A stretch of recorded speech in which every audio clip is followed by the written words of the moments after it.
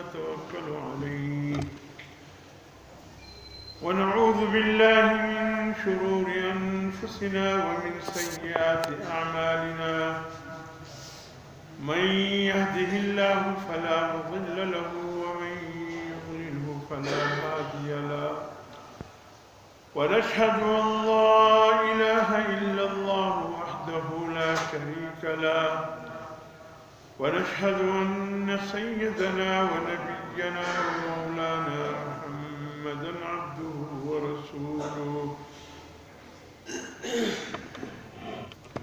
أرسله بالحق بشيرا ونذيرا لتتميم مكارم الأخلاق فإنه لا يخلق نبي ولا رسول بعده ولا أمة بعد أمتي ولا شريعة بعد شريعتي ولا كتاب بعد كتابه ولا قبلة بعد قبلتي أما بعد فقد قال الله عز وجل أعوذ بالله من الشيطان الرجيم بسم الله الرحمن الرحيم يا أيها الذين آمنوا ادخلوا في السلم كافة ولا تتبعوا خطوات الشيطان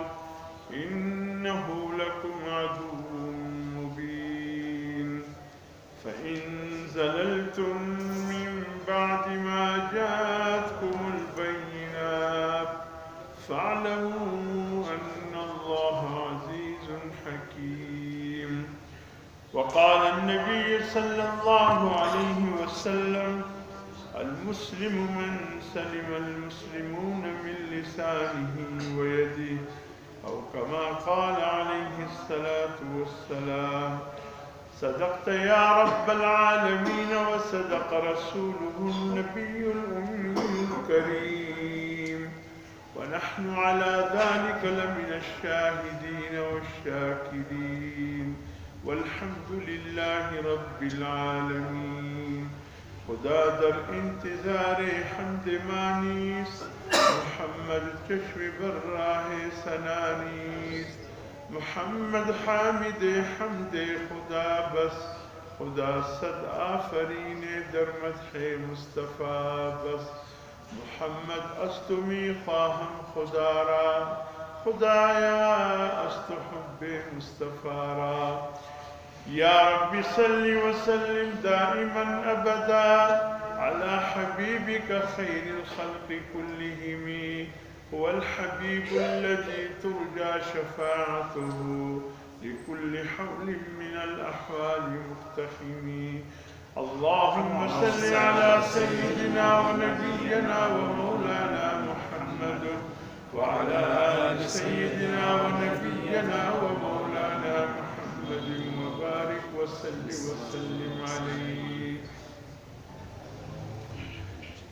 یا الہی آج صدیق سے ایمان پیدا کر عمر فاروق جیسا کوئی در انسان پیدا کر یا الہی آج ابو بکر جیسا ایمان پیدا کر عمر فاروق جیسا کوئی جری انسان پیدا کر جہاں سے گم حیا ہو وہاں عثمان پیدا کر علی المرتضی شیر خدا کی آن پیدا کر راہ ملتی ہے شب کو تاروں سے اور ہدایت نبی کے یاروں سے رضی اللہ تعالی واجب احترام بزرگوں عزیز دوستوں اسی آیت کی ضمن میں گزشتہ چند جمعوں سے آپ حضرات کے سامنے ذکر چلا آ رہا ہے آج اسی عنوان سے جو گفتگو ہے کوشش کروں گا جمعۃ المبارک کی آج کی اس نشست میں مکمل کر سکوں میرے محترم دوستو، قرآن مجید اور احادیث نبوی یہ دونوں مسلمانوں کے لیے آئینہ ہے۔ آئینہ آپ سمجھتے ہیں نا، وہ شیشہ جس میں انسان اپنے چہرے کو دیکھتا ہے، اور اس کا مقصد کیا ہوتا ہے کہ کوئی چہرے پر داغ دھبا تو نہیں، میرا چہرہ ٹھیک ہے، حیات برابر ہے، ایسا کوئی چیز تو نہیں اگر کسی معزز شخص سے ملوں تو میرے لیے باعث پریشانی بن جائے یا باعث شرمندگی بن جائے۔ تو چہرے کو دیکھتا ہے کہ بھئی میرے داڑھی کا خط برابر ہے، میرے مونچھوں کا حیات برابر ہے، سنت کے مطابق ہے، علی ھذا القیاس اپنے آپ کو اس آئینے میں دیکھتا ہے تاکہ میرے جو چہرے کا سلسلہ ہو وہ برابر ہو۔ اسی طریقے سے مسلمانوں کے لیے اللہ نے دو آئینے بھیجے۔ اے مسلمان، اگر تو اپنے اسلام کو دیکھنا چاہتا ہے، اپنے ایمان کو دیکھنا چاہتا ہے، اپنی مسلمانیت کو دیکھنا چاہتا ہے، تو ایک آئینہ تمہارے لیے قرآن ہے اور دوسرا آئینہ تمہارے لیے حضور صلی اللہ علیہ وسلم کے احادیث۔ ان دونوں آئینوں میں اپنے آپ کو دیکھ لیا کر کہ میرے ایمان، میرے اعمال، میرا کردار، میرے اخلاق، میرے معاملات، میرے معاشرت، میرے عقائد برابر ہیں۔ قرآن حدیث کے آئینے میں اللہ نے جن چیزوں کا مجھے پابند بنایا ہے کیا وہ برابر ہیں؟ اگر نہیں ہے، یہ آئینہ ہمیں بتاتا ہے کہ اپنے آپ کو صحیح رخ پر رکھو۔ معاملہ تمہارا بگڑا ہوا ہے، ایسا معاملہ رکھو جیسے قرآن میں اللہ نے حدیث میں حضور صلی اللہ علیہ وسلم نے اس کی تشریح فرما دی۔ اگر معاشرت میں برابر نہ ہو تو ایسا معاشرت کا سلسلہ اپنے اندر یوں رکھو کہ قرآن اور حدیث کے مطابق علی ھذا القیاس عقائد ہو گئے، اخلاق ہو گئے، کردار ہوا، اعمال ہوئے، یہ سب قرآن حدیث کے آئینے میں دیکھ کر ہمیں پتہ چلے گا۔ لیکن افسوس یہ ہے کہ قرآن حدیث کے آئینے میں دیکھ تو لیتے ہیں، ہم یہ سمجھتے ہیں کہ بس یہ شاید کسی اور کے لیے ہمارے لیے نہ ہو۔ مثلا واضح طور پر اس منبر کا جو مجھ پر حق ہے، میں صاف گوئی سے کام لیتے ہوئے عرض کرتا ہوں۔ مثلا اللہ نے قرآن میں فرمایا یا ایھا الذین آمنوا، اے ایمان والو، جس نے ایمان کا دعویٰ کیا ہے کہ اس کا اللہ اس کے رسول پر ایمان ہے، وَذَرُوا مَا بَقِيَ مِنَ الرِّبَا إِن كُنتُم مُؤْمِنِينَ، اگر تم صاحب ایمان ہو تو سود کو چھوڑ دو۔ اب اللہ کا حکم واضح ہے، مقصد ارشاد ربانی یہ ہے کہ اے میرے بندو، وہ بندے جو ایمان لانے کا دعویٰ کر چکے ہیں، اگر واقعی تم مومن ہو تو سودی لین دین کو چھوڑ دو۔ اگر نہیں چھوڑتے، اس کا مطلب یہ ہے کہ تمہارا چہرہ داغدار ہے، تمہارا کردار داغدار ہے، تم اس آئینے میں چہرے کو تو دیکھتے ہو لیکن وہ داغ دب جو نظر آ رہے تم اسے ہٹانے کی کوشش نہیں کرتے۔ کتنے مسلمان بھائی ہیں جو سودی لانجے میں پڑا ہوا ہے، سودی معاملات میں پڑا ہے، روکنے کی کوشش کرو تو کہتے منافع ہے، جی پیسوں پر پیسہ مل رہا ہے، منافع ہے۔ ہزاروں مرتبہ تم نام تبدیل کرو، نام کی تبدیلی سے کچھ نہیں ہوتا، حقیقت تو وہی ہے جو نظر آ رہا ہے۔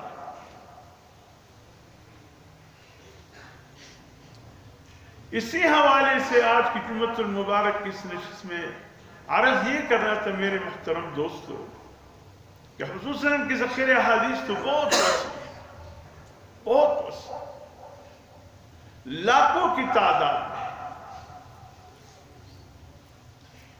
اور ائمہ نے استخراج کر کے وہ حدیث کے ذخیرے سے چن چن کر احادیث نکال کر ہمارے سامنے رکھی۔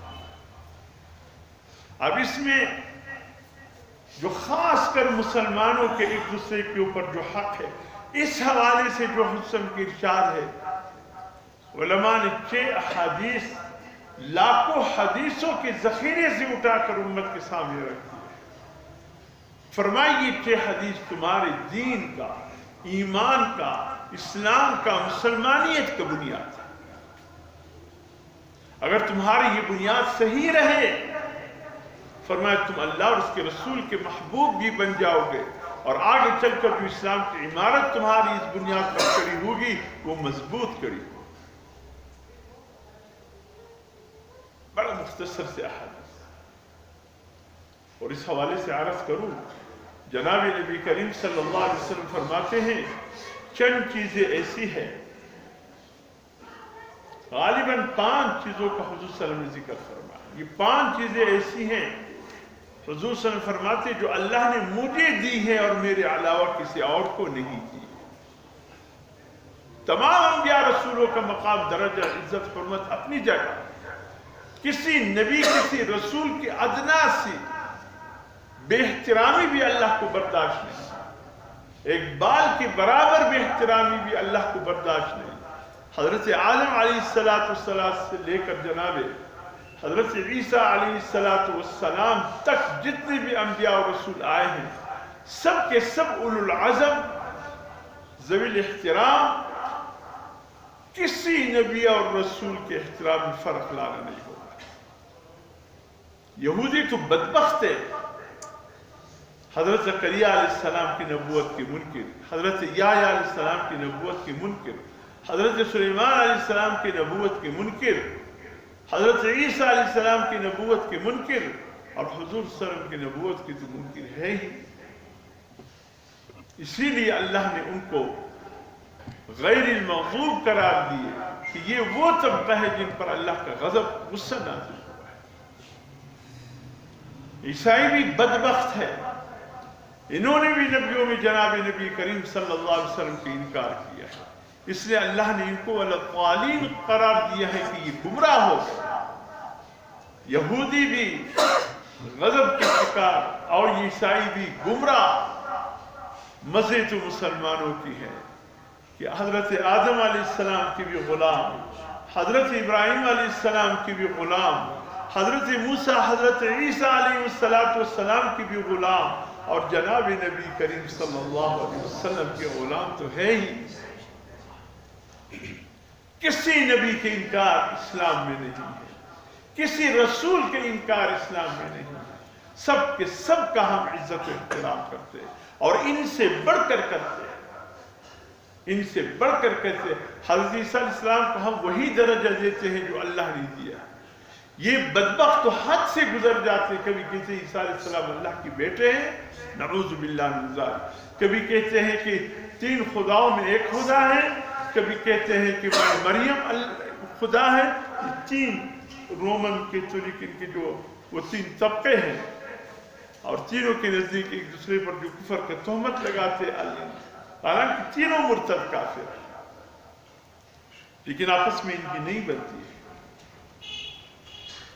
لیکن الحمدللہ اللہ نے جو اسلام ہمیں دیا ہے، کسی نبی کی توہین نہیں، کسی نبی کی توہین ایک بال کے برابر بھی ہم سمجھتے ہیں کہ ایمان کا ضیاع، ایمان کا نقصان۔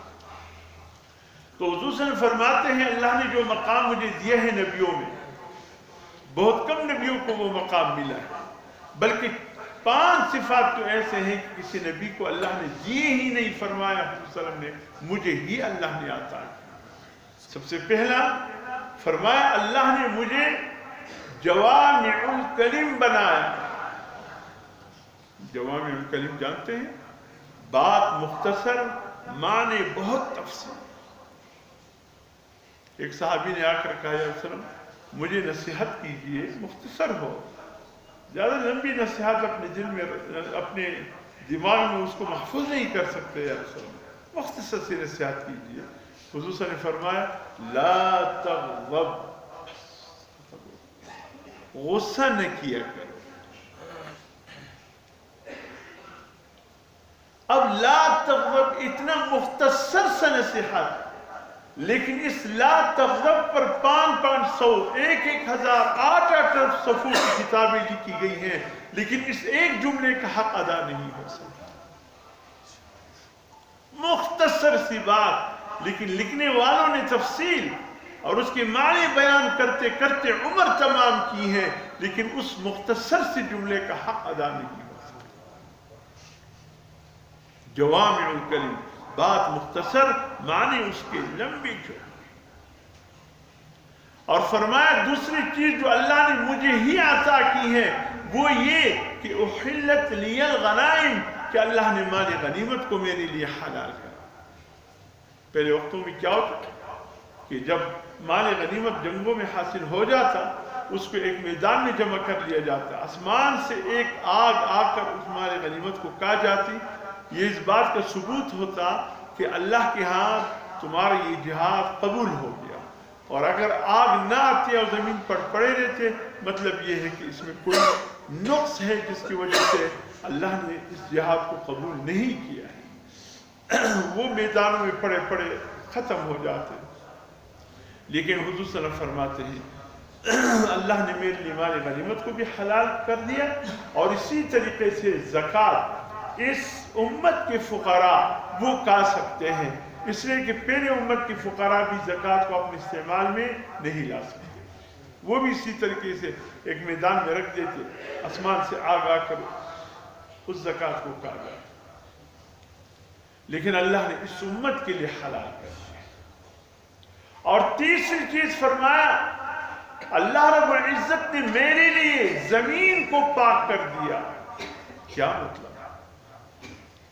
یہ کسی امت میں صفائی کے 2 ذریعے نہیں تھے، اس امت میں صفائی کے 2 ذریعے. پچھلی امتوں میں مرتے، جو کچھ ہوتا پانی سے وضو کرتے، بیمار ہوتے، پانی کے استعمال پر قدرت نہیں رکھتے، پھر بھی اللہ کا حکم تھا کہ پانی کے بغیر تمہیں طہارت حاصل نہیں ہو سکتی. اس امت کے لیے اللہ نے اجازت دی دی.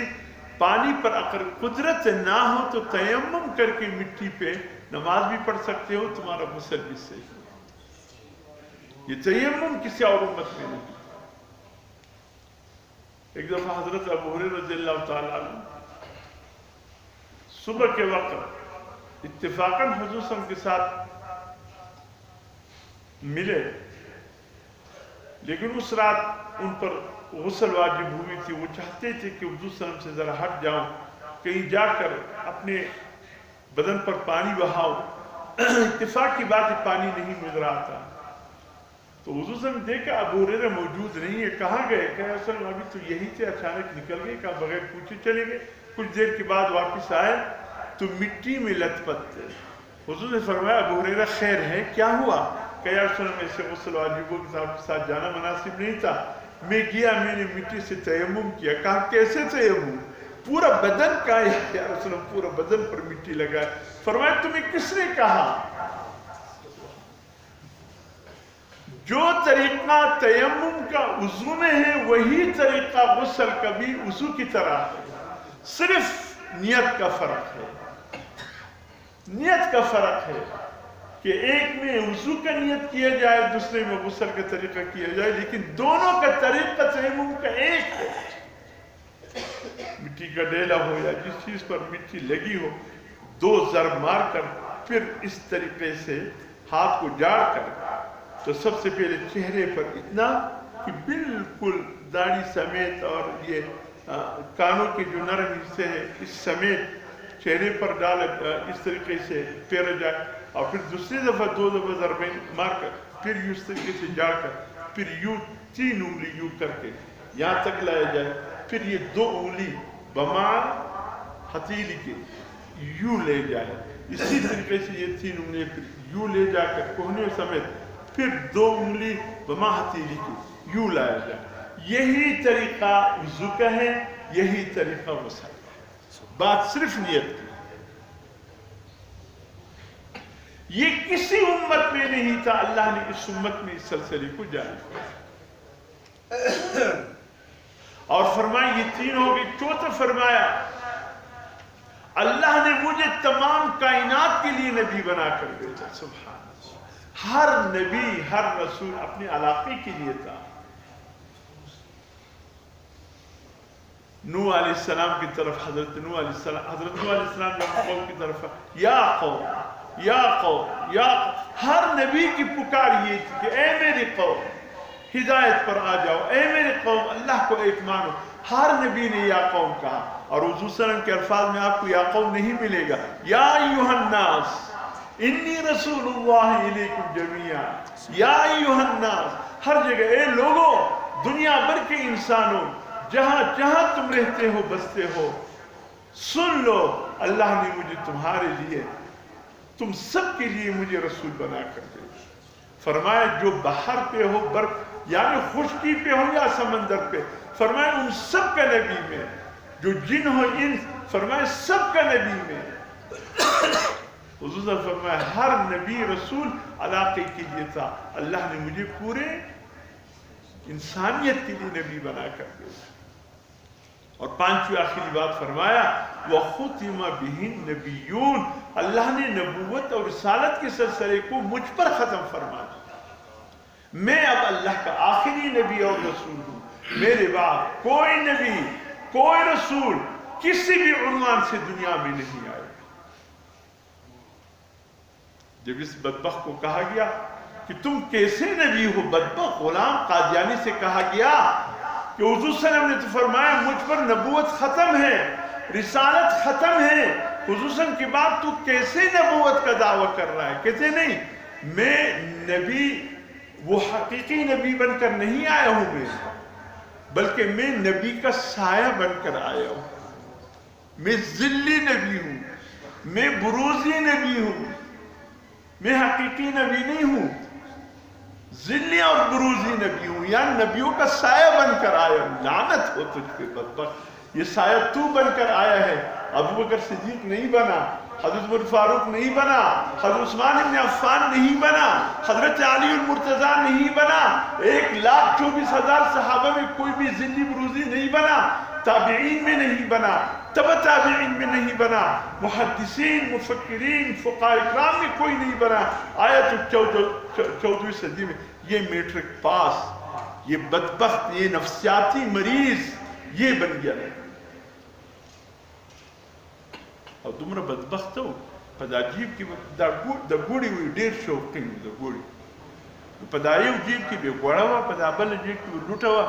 دا خارقی خو یا سلبول مرض هم و که یا چی بی سید مخدی آیای چی بولی وکڑی دا غب زینیت لو. دا اللہ ہر نبی دا غیب سپاک دی، دا اللہ ہر رسول دا غیب سپاک. اب دا بدبخت دمنا عبدارو پا یو یا صدری یا یو شید دو جیبا خو پکشیو پا یو کی با گوڑا ہوا پا بل کی با لوٹا وچا او دس بے وچاوی. اچھی گئے او دس بے دغی کئی نو درک با نلگے دی چی پا گوڑے او دس وچ کئی کا پا لوٹے او دس وچ کئی دتا دا درک نلگے دی دی رال ازمی نبی جوڑی دی. آیا ورز وی دیر زوی مو گوشتے چیزا گوڑا وخرم بجیب گرزی دی. آگا یو مرید ور سرو وی پھر سے یا نبی سے 25% گرزے وی دلتا میں لوٹا یشوی دلتا میں آگا گوڑا یشوی وچی سس و لوٹا خستا گوڑا نستا. وقتی خو ما وخوڑا آگا لوٹا میں وخوڑا. وہ دلتا دا فرق نہیں کہی دیتی تو لوٹا خورم اکو گوڑا خورم اگر دا ورد اگر دا جو آفتی سا آفتی کی وچکڑو آگای وخوڑا دا نبی دی. انگریزا بدبخت کم سڑی دی راوستی او دا حضور صلی اللہ علیہ وسلم مقابلے تا جیو دا راو. یو انسان خو بتی کتای یو انسان خو بتی کتای دا حضور صلی اللہ علیہ وسلم مقابلے تا بدی راوستی. گوٹونا با شی گوٹ با پدا بلب شکی یعنی دا گوٹو تمیز نو دا گوٹ تا کمی پشے دی دا شی پشے دی که دا کمی پشے دی. آپ ملتان کی جوڑی جی پدا خانیوال کی اگر تو کسے آکا چپاو رستوا غصے لیسی فرق نکی نمانی میں حدوار ایوب ترا دیا کسے کہا باقی کی شیب شاو کنی پشا نستا نو کاغوام یو سوک کا چپاو رسته نو پروا نه کوي بد نه معلومي لیکن د شیب ګوډ ته و چپې پښې ته واغوسته و د چپې و شي ته نو څه به معلومي چې دا کش را روان دی. یعنی د انسانیت چې کوم صفات دي په هغې کې یو صفت هم په ده کې نه و. کوم د کائنات چې بدترین صفات دي هغه په ده کې موجود و. یو ورځ یو میلمه یو کلي ته ولاړې په خبرو کې واقع راغله. یو کلي ته ولاړې میلمه هغه چې ودرې په اول صف کې دغه میزبانه سره ولاړ چې وکتل هغه امام چې راغی لمونځ یې ورکړی. وصل فرمایي چې بېرته بیټې بېرته تاسې څوک وئ مخته راغله ورسه ته خواته کښېنئ. امام ته پکار دی چې د ده په کالو کې داغ نه وي، سپین کالي پکار دي، صفا سوتره. که د مقتدي په زړه کې د امام د کالو د یو شي متعلق لیش هم خیال بد رالی د مقتدي لمونځ ولاړی نو امام ته هم پکار دی چې خپل ځان دې صفا صفا کالي صفا چې د مقتدي په زړه کې د امام متعلق یو غلط خیال رارسي نو هغه امام و چې رالی مصلي ته مخته کېدی نو سبوی ځینې ولاړ شو.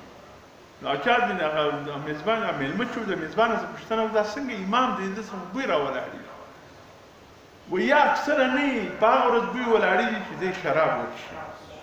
و څه شی دی شراب هم څښي وایي هر وخت یې نه څښي په هغه ورځ دی شراب څښي چې په کمار کې پیسې راسي ودرته وایي کمار هم کوي وایي هر وخت کمار نه کوي چې د سود پیسې ولا راسي هغه وخت بیا کمار کوي وایي سود هم کوي وایي خو لرې کوي د باندې کوي د باندې کولی نه شو چې در چای ودرو د خلکو ګوټونه اخي زغلي وایي شغل هم دی. نو مرزا قادیاني کومه خبره زه ورته ته ذکر وکړم کوم صفت یې درته بیان هره مرداري په ده کې وه هره مرداري په ده کې او دا بدبخت یې راوستې د امت ایمان جوړ کړي دا ستړی نبي دی انګریزه په تا دې لعنت سي انګریزه په تا دې لعنت سي څه مردار شی دي د امت مخ ته ودراوي چې یو انسانیت پکښې هم نسته. اسلام خو ډېره لرې خبره هر نبي د الله د عیبه صفا او په ده کې هر عیب موجود دی. ظالمانو و دې ته خو وګورئ. بہرحال چونکہ ختم نبوت کے اہمیت پر اکثر آپ حضرات تو سنتے رہتے ہیں چلو میں نے کہا ذرا آج میں اپنے ان بھائیوں کا دماغ میں وہ بات ڈال دوں جو کہ نبوت کے منافی ہیں اور جس بدبخت کو انگریز نے لا کر خصوصاً کے مقابلے پر کر کے اس بدبخت کو وہ کون سی بدترین صفت ہے جو اس میں نہ تھی. اتنا بدبخت تھا کہ کائنات کا اس سے بڑا بدبخت انسان کوئی نہیں تھا لیکن انگریز بدبخت نے غلام قادیانی کو اٹھا کر خصوصاً کے مقابلے پر لا کر کھڑا کر دیا کہ یہ نبی صرف حضور صلی اللہ علیہ وسلم کی توحید مقصد اور کچھ قادیانی جو کچھ کر رہے ہیں حضور صلی اللہ علیہ وسلم کی توہین کر رہے ہیں اور کچھ نہیں کر رہے. اس لیے آپ حضرت کے سامنے کبھی یہ دکھ درد بیان کر دیتے ہیں کہ خدا را اس فتنے کو سمجھ لیجئے ان بدبخت کے ساتھ میل جول نہ رکھے. بر صغیر کا درویش سید عطا اللہ شاہ بخاری رحمۃ اللہ علیہ فرمایا کرتے تھے کہ اے مسلمان جب تو کسی قادیانی سے ملتا ہے روضہ رسول میں جناب رسول اللہ صلی اللہ علیہ وسلم کا دل دکھتا ہے. اس سے ملنے بھی نہیں چاہیے. سلام تو دور کی بات ہے ہاتھ ملانے کبھی بلکہ یہ آتے ہی اپنی چہرے پر خند پیشانی بھی نہ لاؤ اس بدبخت کے مقابلے. یہ ڈاکو ہے ختم نبوت کے چور نہیں ڈاکو ہیں. دن دیاڑے ڈاکہ ڈالا ہے انہوں نے ختم نبوت پہ. دن دیاڑے وہ جو چپکے سے کام کرتے ہیں وہ تو چور ہے. جو دن دیاڑے ڈاکہ ڈالتے ہیں وہ ڈاکو ہے. ان بدبختوں نے دن دیاڑے حضور صلی اللہ علیہ وسلم کے ختم نبوت پہ ڈاکہ ڈالا. اس لیے میرے محترم دوستو حضور صلی اللہ علیہ وسلم کے ارشادات بڑی اہمیت کے حامل ہے، مختصر مگر بڑی جان۔ اب باہمی حقوق کے حوالے سے حضور کی پہلی حدیث یہ کہ فرمایا تم میں سے بہترین مسلمان وہ ہے جو چیز اپنے لیے پسند کرے وہی چیز اپنے دوسرے بھائی کے لیے پسند کرے۔ ہم ایسے ہی کرتے ہیں، یا کوئی مشورہ دے تو ہم کیا کہتے ہیں کہ ایسا مشورہ دیا ہے کہ اب کڑے میں جا کر گرے گا، ہم یہ تو نہیں کہتے نا۔ اچھا مشورہ ہوا آڑی بابا یہ مشورہ رہا کہ یہ کاروبار ہوا کمونتے دے وہ کدا کار شورو اچولار سے دے آغا تا سوئے بلتا ہوئے دے مشورہ میں اوور کرنے پا کڑی کی میں وہ غرزا ہوئے وہ دی را والاڑی دا مسلمانیت ہے، یہ مسلمانیت ہے۔ اپنی بھائی کے لیے ایسا مشورہ کہ اس کسی گڑے میں پینک آتے۔ فرمائے مسلمان وہ ہے جو اپنے لیے جو چیز پسند کرے وہ اپنے بھائی کے لیے پسند کرے۔ کیا آپ یہ پسند کرتے ہیں کہ کوئی آپ سے جھوٹ بولے، آپ کی دل آزاری کرے، آپ کو گالی گلوچ دے، لڑائی جھگڑے کرے، آپ کی مال ابرو عزت پر ڈاکہ ڈالے، آپ کے قتل کے در پہ ہو؟ اگر آپ کو یہ پسند نہیں ہے آپ دوسرے کے لیے بھی پھر یہ پسند نہ کریں۔ اگر آپ یہ چاہتے کوئی آپ کو دھوکہ نہ دے تو آپ بھی کسی کو دھوکہ نہ دے۔ خدا کی دکان پر بیٹھ کر سوچ سمجھ کر کاروبار کیجیے۔ اگر عیبدار چیز ہے تو بتا دیجئے، اس سے کہہ دے کہ بھئی اس میں یہ تھوڑا سا عیب ہے، لے گا تو اس کی مرضی، نہیں لے گا تو بھی اس کی مرضی، لیکن اللہ کے ہاں تو تم سرخرو ہو جاؤ، اللہ کے ہاں تو پاک صاف ہو جاؤ۔ یہ پہلی صفت ہے، یہ بنیاد ہے اسلام کی۔ جو اپنے لیے پسند کرتے ہو دوسرے بھائی کے لیے بھی وہی پسند۔ اے مسلمان تاجروں تمہاری تو تاریخ ہے، تمہیں حضور صلی اللہ علیہ وسلم نے انبیاء کے ساتھ ایک صف میں کھڑے کرنے کی خوشخبری سنائی ہے، اس لیے کہ تمہاری صداقت اور تمہاری امانت کی مثالیں دی جاتی ہیں۔ کیا ہو گیا تمہاری صداقت امانت کو؟ تم امین تھے۔ حضور نے فرمایا امین ہے تاجر، ناپ اور تول کے کمی لائے گا، عند اللہ جواب دے گا۔ تم ناپ تول کے ایندارگی ہو اور امانت دار۔ اور دوسری چیز فرمایا کسی کو قول فعل اشارے سے بھی تکلیف مت پہنچو، اشارہ نہ کرو، اس لیے کہ اس سے کسی مسلمان کی دل آزاری ہوتی ہے اور اللہ کو یہ پسند ہے۔ یہ لمبی بحث ہے، میں بس سرخی عرض کرنا وقت کی کرنی ہے۔ اور تیسری چیز فرمایا کسی کے عیب جوئی اور ستر پوشی، اس کو بے نقاب نہ کرو۔ کون عیبدار نہیں؟ خدا کی قسم ہم سب کے سب سچ بات کرو، سچ بات کرو، محسوس نہ کرو۔ ہم پہ خدا کی قسم یہ کپڑوں کا خول ہے، خول۔ کسی نے ٹوپی رکھی ہے، کسی نے پگڑی باندھی ہے، کسی نے اپنی حیات کو تبدیل کیا ہے۔ ہم سب نے اپنی حیات کو تبدیل کیا۔ اگر ہمارے اندر کی کہانی لوگوں کے سامنے آ جائے، خدا کی قسم ہم پہ کوئی تھوکنے بھی گوارا نہیں۔ ہم کیا ہیں ہم جانتے ہیں، اندر سے ہمیں علم ہے کہ ہم کیا ہیں۔ یہ تو اللہ نے ایک پردہ ڈالا ہوا ہے، لوگوں کے سامنے صاحب بن کر آتے ہیں، سردار بن کر آتے ہیں، نواب بن کر آتے ہیں، حضرت بن کر آتے ہیں، خان صاحب بن کر آتے ہیں، چودھری صاحب بن کر آتے ہیں، وڈیرہ صاحب بن کر آتے ہیں، لیکن اندر کیا ہے ایک اللہ کے پتہ چل جائے لوگوں کو جو اللہ کو علم ہے، خدا کی قسم تھوکنے بھی گوارا نہیں۔ بس کسی کا عیب معلوم ہو جائے ستر پوشی کرو۔ فرمایا اللہ نے کسی مسلمان کے عیب کسی پر ظاہر کیا وہ اس کی ستر پوشی کرے۔ یہ ایسا ہے کہ جس نے کسی نے زمین میں زندہ گاڑی ہوئی بچی کو واپس زندہ نکال دیا۔ اور دوسرا فرمایا جو کسی کے عیب کی ستر پوشی کرے قیامت کے دن اللہ اس کے بڑے بڑے عیوب پہ بھی پردہ ڈال دے۔ اے میرے بندے تو نے میرے فلاں بندے کی ستر پوشی کی، عیب کو چھپا دیتا، آج میں تیرے عیب کو آخرت کے میدان حشر میں چھپاؤں گا اور تمہیں ذلیل ہونے نہیں دوں گا. کسی کی سطر کو بے نقاب نہ کرو، عیوب کو بے نقاب نہ کرو. اللہ نے پردہ رکھا ہے تو پردے میں رہنے.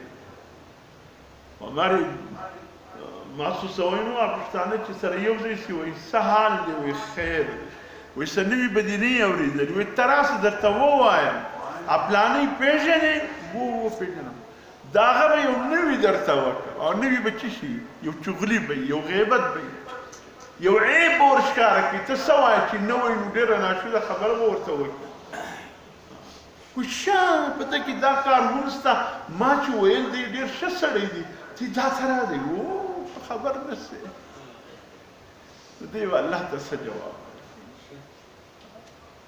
نوی نو دائی چی دچا عیب ورشکارا کی بس نور نو نوی نستا.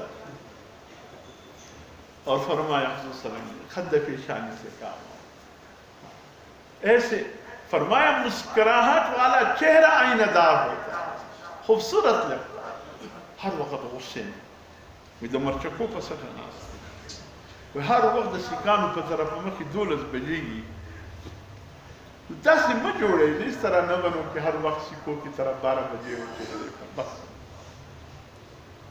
اور آخری فرمایا کسی کے مال پر عزت پر اس کی جان کی در پہ مت ہونا، اس لیے کہ ہر مسلمان اللہ کے نزدیک ایک مقام رکھتا ہے.